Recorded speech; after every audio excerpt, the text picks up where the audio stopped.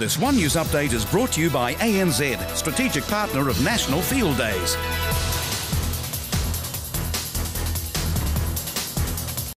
Welcome back. We have better rules around animal abuse than child abuse, according to the Minister of Social Development. Paula Bennett's proposing new powers that could prevent serious child abusers from having any contact with children.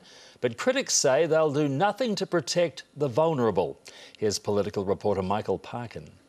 This mother's now serving a 7.5-year sentence for the torture and abuse of her 2 children. And Paula Bennett says that's a good enough reason for the government to stop her and others like her from having any more. We should tell them perhaps that we will be removing all future children at birth, that they can't work with or be in a house with children. We do it with dogs. Paula Bennett's proposals would target both male and female child abusers. SIS can already take children from mothers at birth if there is a serious risk and if there are no other options.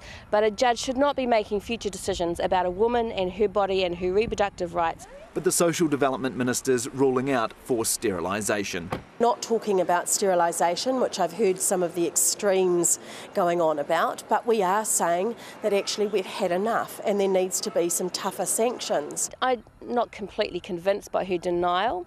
I'm sure that they have considered forced sterilisation in the past, which is a very extreme policy. Last month, Paula Bennett caused a stir by announcing a $1 million program to provide free contraception to beneficiaries and their teenage daughters. I think this is a slippery step on the road to eugenics. Where do you draw the lines and how do you implement it? If she's not talking about forced sterilisation, what is she talking about? Forced abortion, perhaps?